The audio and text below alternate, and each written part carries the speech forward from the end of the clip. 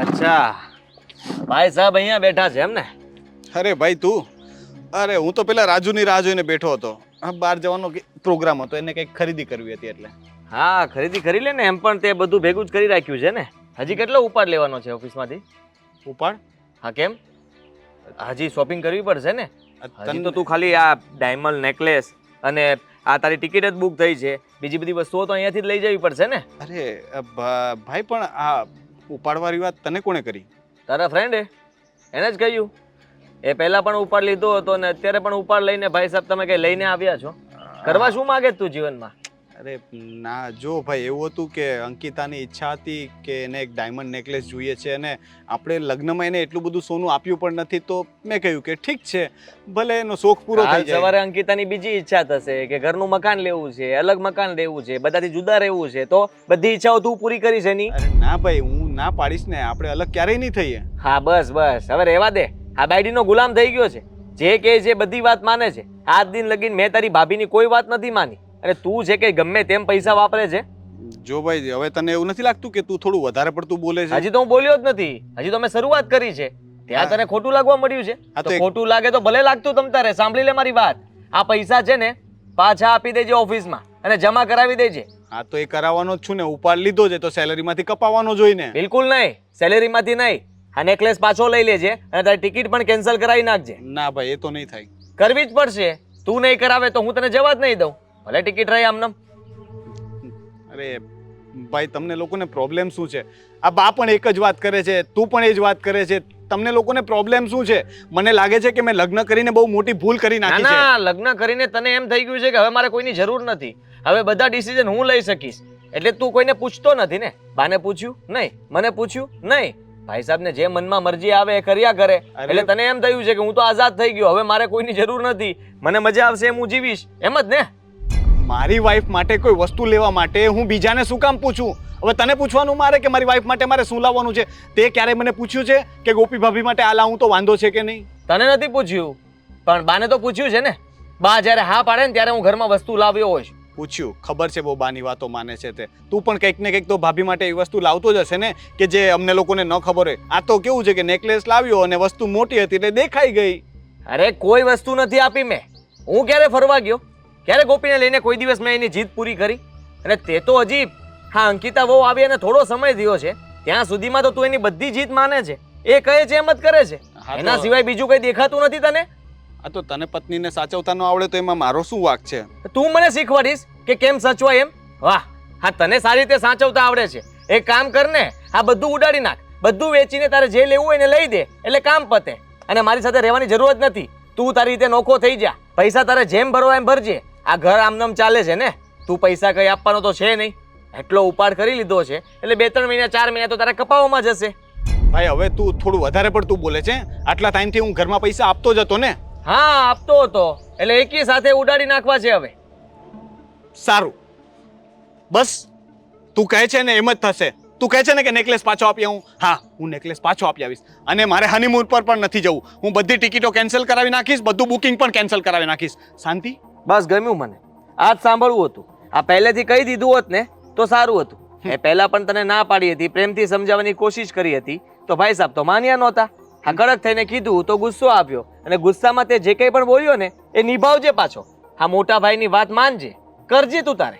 કરીશ. ચલન થાય છે, તું છે ને મારાથી જલે છે. અમારું સુખ તારાથી જોવાતું નથી ને એટલે એવી આડોળાઈ કરે છે. નથી જોવાતું સુખ મને, અને ખોટા રીતના આ રૂપિયા બગાડે ને તો મને બિલકુલ નહીં ચાલે, સમજો તું? હા ભાઈ હા, મેં કહ્યું ને કે હું બધું પાછું આપી દઈશ, ટિકિટો પણ કેન્સલ થઈ જશે. અમે ક્યાંય નહીં જઈએ ને હવે જવું હશે ને તો તમારી પરમિશન લઈને જશું. ઇવન ચોપાટી ફરવા પર જવું હશે ને તો પહેલા હું તને પૂછવા આવીશ. બસ હા, મને પૂછવા આવજે. અને હું હા પાડું તો જજે, ના પાડું તો નહીં જતો. તું તો આ પાડીશ જ નહીં ને, કારણ કે આજ સુધી તું તો ભાભીને ક્યાંય લઈ નથી ગયો. તો તને હું લઈ જાઉં એ પણ નહીં ગમે, કારણ કે ભાભીને એવું થશે ને કે તમારા ભાઈ તો મને ક્યાંય નથી લઈ જતા. હવે રોનકભાઈ અને અંકિતા ફરે છે તો એમને જલન થશે. એ કારણથી તું મને પણ હા નહીં જ પાડે. ન પણ પાડું. હા, જ્યાં મને એવું લાગતું હશે ત્યાં ના નહીં પાડું, હા પાડીશ. અને જ્યાં મને એમ લાગતું હશે કે હા પાડવાની જરૂર નથી ત્યાં ના પાડીશ. બસ. પહેલા છે ને ભાઈ તું મોટો હતો, પણ હવે છે ને ખોટો થઈ ગયો છે. તારી ખોટી વાતો છે ને મને ગમતી નથી, પણ હવે ઘરમાં મગજમારી ન થાય ને એટલે મેં હા પાડી છે કે હું ટિકિટો કેન્સલ કરાવી નાખીશ અને નેકલેસ પણ પાછો આપી દઈશ. આપી દેજે. અત્યારે ને અત્યારે જા આ નેકલેસ પાછો આપી આવ અને ટિકિટ પણ કેન્સલ કરાવ્યો જા. તને જરાક પણ શરમ નથી આવતી ને? શરમ? અને મને હા, મને એમ હતું કે હું કહીશ ને કે હું પાછું આપી આવું છું, ટિકિટો કેન્સલ કરાવું છું, તો ખોટે સાચે પણ કહીશ કે ભાઈ તું નેકલેસ પાછો આપી આવ, પણ ફરવા તો જાઓ, કમસે કમ તમારો હનીમૂન છે એ તો તમે કરી આવો. બિલકુલ ના. નહીં. મને છે ને શરમ નથી આવતી. શરમ તો તને આવી જોઈએ કે આ ખોટા ખર્ચાઓ કરે છે અને અમારા લોકોની વાત માન્યા વગર તું તારી મરજીનું ચલાવે છે. બસ બસ ભાઈ બસ, ઓકે થઈ ગયું. આજના માટે આટલું કાફી છે. હું જાઉં છું અને ટિકિટ કેન્સલ કરાવીને આવું છું. બસ તો હાથ સાંભળવું હતું. હા, ચાલ. આવજો. આભાર તમારો. કેમ સમજાવું તને કે આ બધું કોના માટે કહું છું? જરાક તો વિચાર કર. જૂના દિવસો સાવ ભૂલી ગયો લાગે છે તું. પપ્પાના ગયા પછી મમ્મીએ કેટલો સંઘર્ષ કર્યો, હું ને તું કેટલી મહેનત કરતા હતા, ને તું અત્યારે ગમે તેમ રૂપિયા વાપરે છે.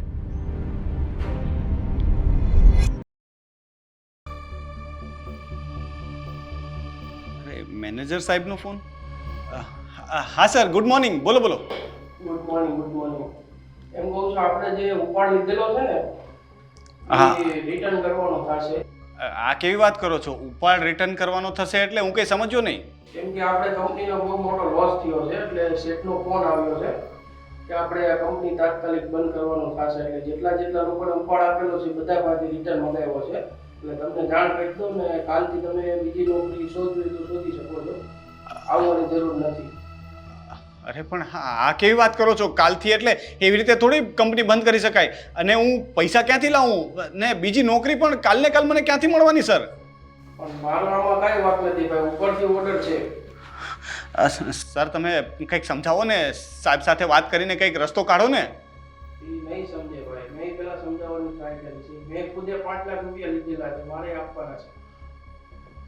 હા, ઠીક છે સર.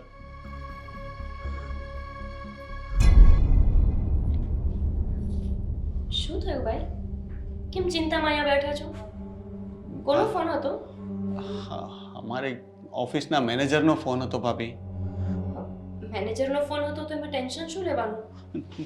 ટેન્શન લેવું પડે એવી જ વાત છે ભાભી. કેમ પણ? શું થયું છે? અમારી કંપની અચાનક બંધ થઈ ગઈ. કોઈ મોટી લોસ થઈ ગઈ છે અને કંપનીવાળાએ અચાનકથી ડિસિઝન લીધું કે કંપની બંધ, કાલથી મારી જોબ પણ નથી અને એ લોકો કહે છે કે મેં જે ઉપાડ કર્યો છે એ પણ પાછો આપવો પડશે. ઉપાડ પાછો આપવો પડશે? એટલે કે કેટલાનો ઉપાડ લીધો છે તમે? મેં 3 લાખ રૂપિયાનો ઉપાડ લીધો છે. શું થયું રોનક? 3 લાખ રૂપિયાનો ઉપાડ? શું થયું 3 લાખનું? બા, એમના મેનેજરનો ફોન હતો અને કંઈ નહીં.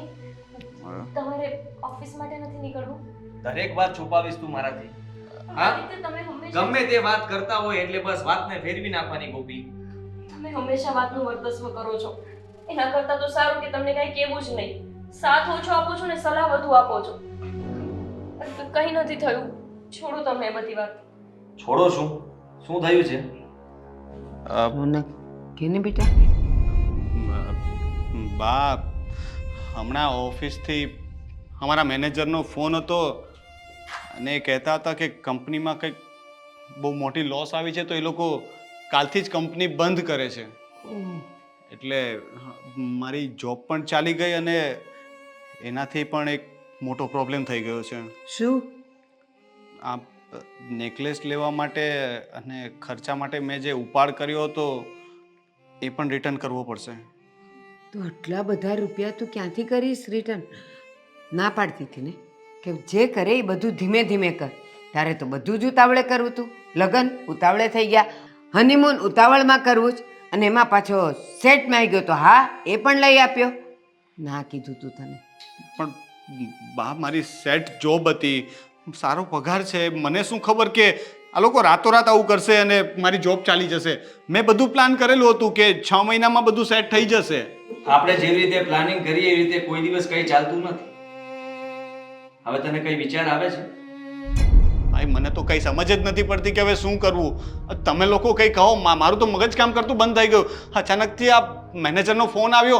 હવે મારું તો મગજ જ નથી કામ કરતું. હું શું કરીશ હવે? બસ થઈ જશે બધું. કેવી રીતે થઈ જશે ભાભી? ક્યાંથી થઈ જશે? આટલી સારી નોકરી કેવી રીતે મળશે? આટલો સારો પગાર, અને કેટલા વર્ષ, મને લગભગ 4 વર્ષ થઈ ગયા હતા એ જોબના. બસ આવું જ મને તકલીફ થતી હતી. જેમ તારી નોકરી ગઈ તને ત્યારે તકલીફ થાય છે, પૈસા પાછા આપવાના છે એના માટે ટેન્શન થાય છે, એવું જ મને થતું હતું જ્યારે તું ઘર માટે, હા અંકિતા બહુ માટે નેકલેસ લાવ્યું, બાકી હતું તો તારે હનીમૂન માટે ફોરેન જવું હતું. હા, આ તું જે ખર્ચા કરતો હતો ને ત્યારે મને આવી જ તકલીફ થતી હતી. તો તમે શું કામ આગમાં ઘી લગાવો છો? ઘી નથી લગાવતો ગોપી, તો શું કરો છો? સાચું કહી રહ્યો છું એને. ચિંતામાં છે પણ.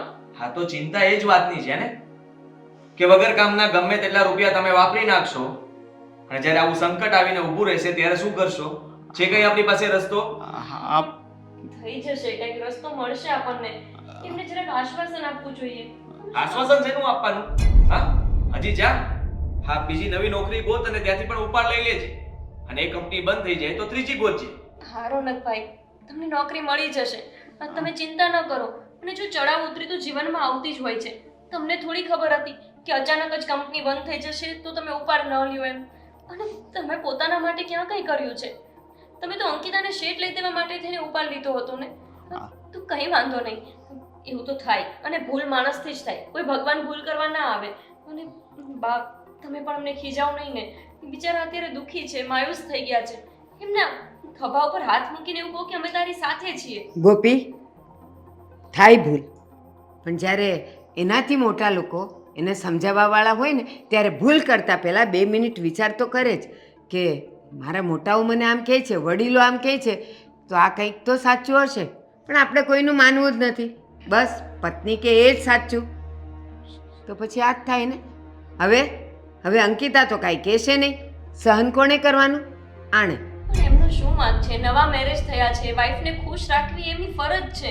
અને જ્યારે નવા મેરેજ થયા હોય ને બા, ત્યારે વધારે ઉત્સાહ હોય, પત્ની જેમ કે એમ જ માનવાનું મન થાય.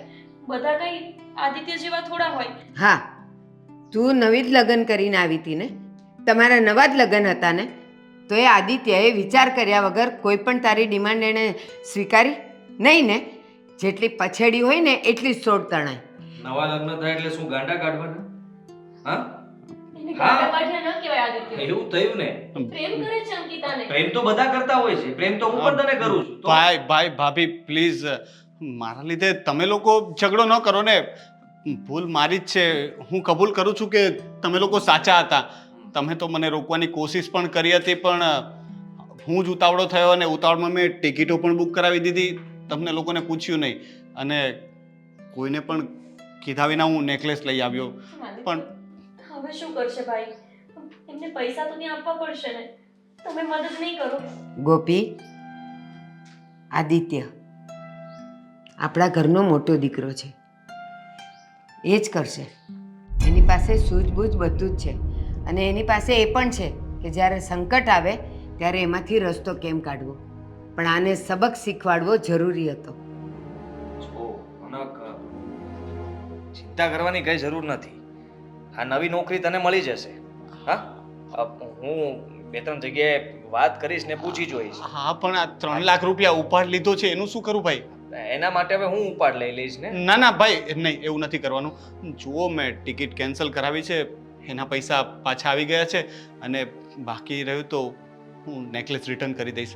ઠીક છે, થોડા પૈસા કપાઈને આવશે પણ હવે થઈ લાવ્યો જશે. છો તો પછી ના રહેવા દે ને. ના ના ભાઈ પ્લીઝ, ભૂલ મારી છે તો સુધારીશ પણ હું જ. અંકિતાને પણ હું સમજાવીશ અને નેકલેસ પણ પાછો આપી દઈશ. અને હું આજથી પ્રોમિસ કરું છું કે તમે લોકો ના પાડશો ને એવું કોઈ કામ હું નહીં કરું. બસ આટલું સમજી ગયો ને, એ બહુ છે બેટા.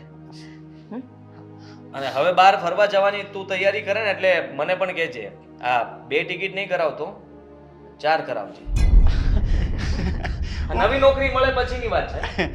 હા, મારે ક્યાંય ફરવા નથી જવું. તો રહેવા દે, તો 3 ટિકિટ જ કરાવજે. ના, અમને મોકો જ જોતો હોય, હું બસ ના બોલવી જોઈએ, એટલે એમને મને ક્યાંય લઈ જવાની ઈચ્છા જ નથી. ભાભી, ટિકિટ તો મારે બુક કરાવી છે ને. હવે નેક્સ્ટ ટાઈમ ત્યારે જ જશું જ્યારે તમે લોકો અમારી સાથે આવશો.